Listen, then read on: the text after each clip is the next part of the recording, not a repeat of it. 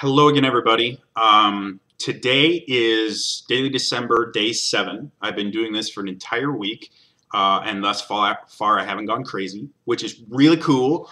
Um, I've done a lot of different things. Apparently, a lot of people have liked my videos, have gotten something from it, and thus far I don't think I've had any dislikes. So yeah, that's something I'm very proud about.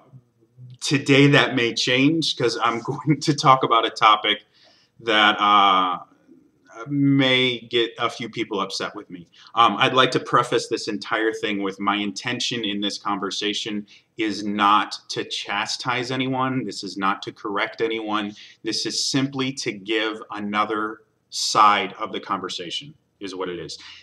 I'm not trying to get anybody angry, but on the cocktails hangout earlier today, that's while I'm filming this is actually still going on. They had a really awesome panel of all women and Don. And they talked about a lot of different things. And one of the subjects that they touched on was the nice guy syndrome. And the feeling that I got from it is this quote unquote nice guy syndrome is just kind of a cop-out for guys that can't get a girl to explain why it is that they're single. And there are a lot of people that do use it that way. You know, not every single person is like, man, if I wasn't such a nice guy, I'd actually have a girlfriend. You know, not everybody that says that is actually justified in saying it.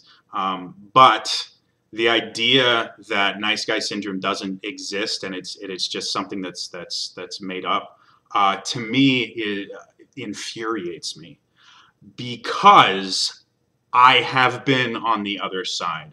And I make jokes about it on Facebook. I've had people chew me out completely for the mere idea of implying that because I am a quote-unquote nice guy that girls don't date me.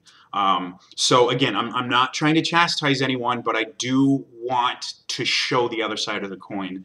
The thing that you probably haven't seen before because Hollywood creates a completely different picture of what it is, and then most of the people that talk about it are on the other side of the coin, or are the exact people that I'm trying to say aren't 100% of us, where it's just a lame cop-out for someone that's just not really dating material to explain why girls won't date them. To give you guys a little background on me, I'm single now. Have been for quite a while. It'll be 2 years, I think, in just a little bit, been almost 2 years. And the last relationship I had was with a really amazing girl who will remain nameless. But it didn't work out for us. There's things between us that just weren't exactly compatible. And I still try and keep in contact with her as much as I can, but my other two, the relationship I had previous to that was 6 years ago. And this past relationship I was just talking about was a long distance relationship. So it was really weird and it was really awkward because long distance relationships are.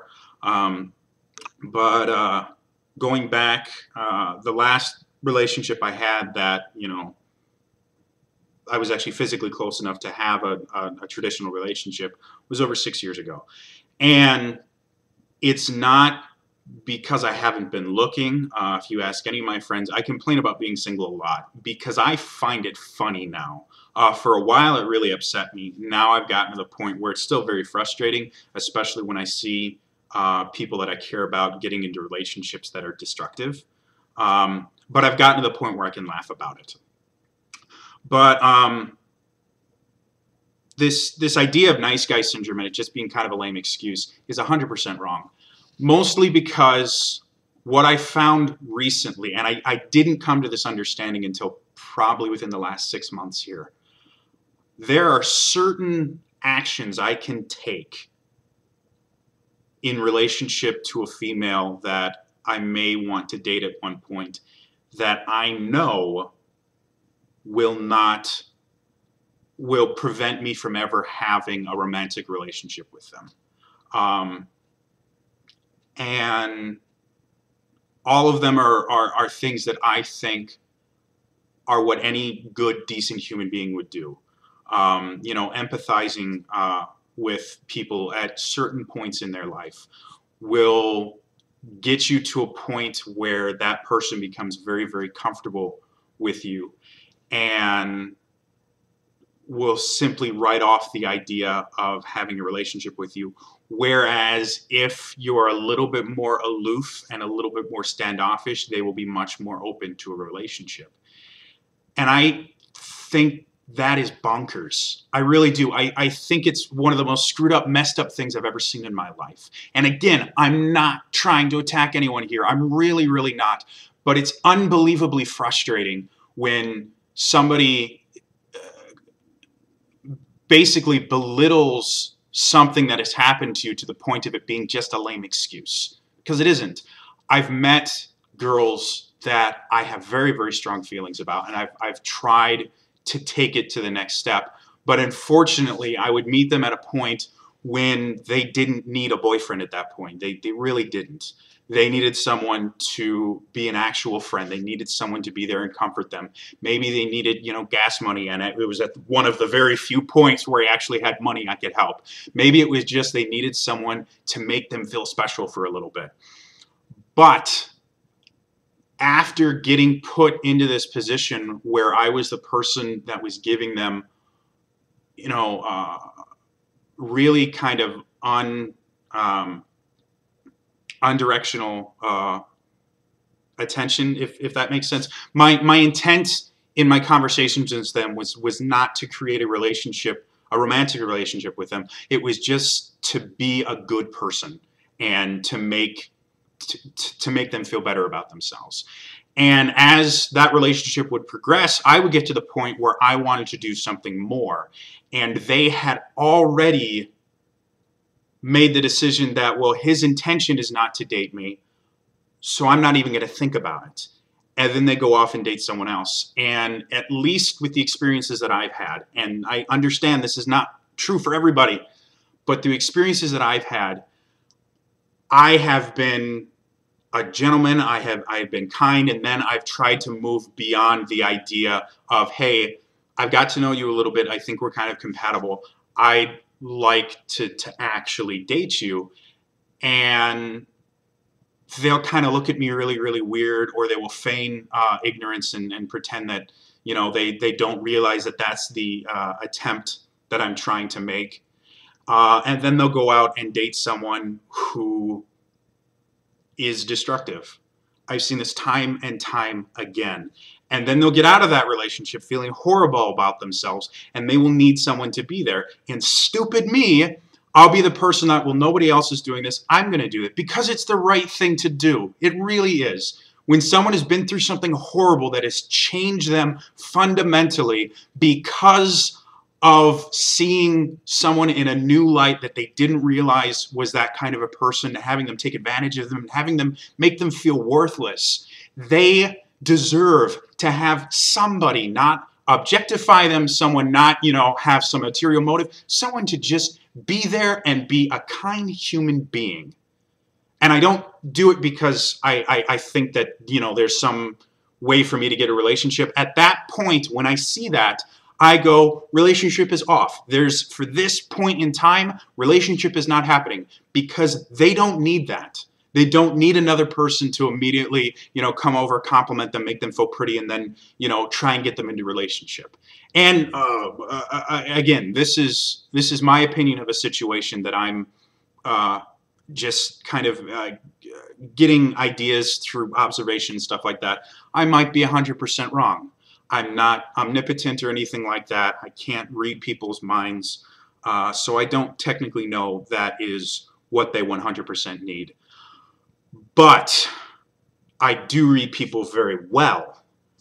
And a lot of times it's my personal opinion that somebody just needs someone to be a kind human being to them. And I have seen the change happen where I've been kind to someone and I've just tried to be there without any sort of pretense, without trying to, you know, turn it into a relationship. And it has cemented my relationship with that person where they have instantly just gone, no, this person is this. They cannot be this. They have to be this. And at that point, I can no longer pursue a romantic relationship.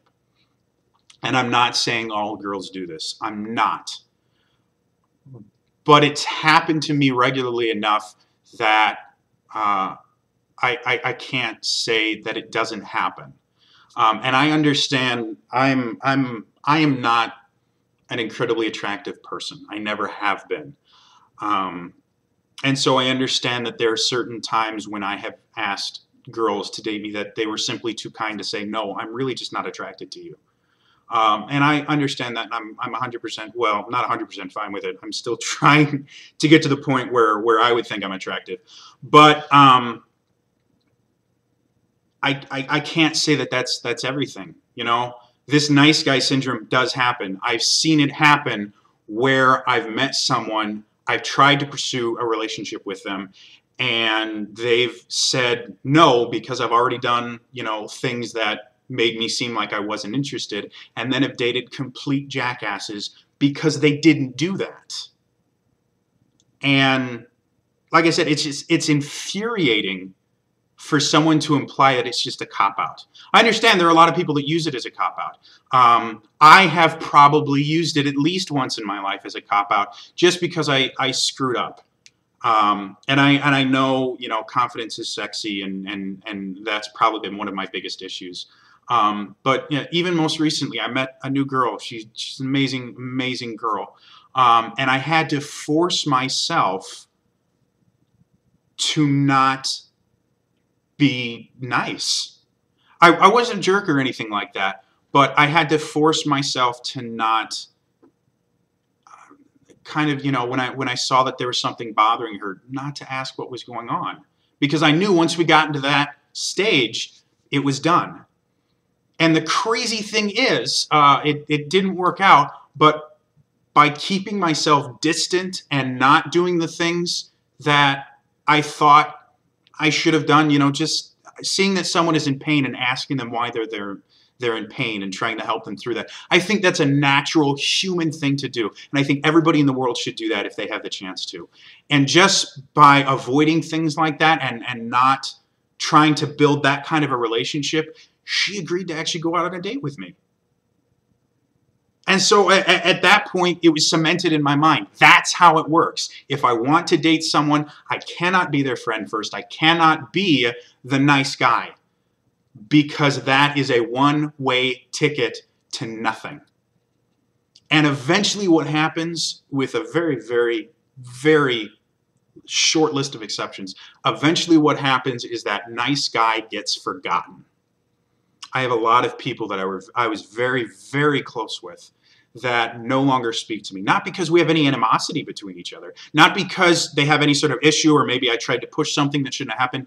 It's simply I was no longer necessary in their life. They no longer needed someone to be a decent human being. They found maybe a significant other. They found something else to fill that void. And it just disappeared. And I'm not saying that's happened at all. I've got a very, very good friend that I have known since high school. We speak not anywhere near as much as I'd like, but she's an amazing, amazing, amazing person with a beautiful little girl now, and we talk all the time and things like that. But eventually, that's what happens. So I guess in a really roundabout way of saying this, and again, I'm very, very passionate about this, but I'm also very, I guess, hesitant to post something like this because I know this is a hot button topic. A lot of people are going to have very strong opinions about this. And I just ask that you guys, that you do have strong opinions about this, try and be as professional as possible about this, because this is one of those topics that gets people pissed off.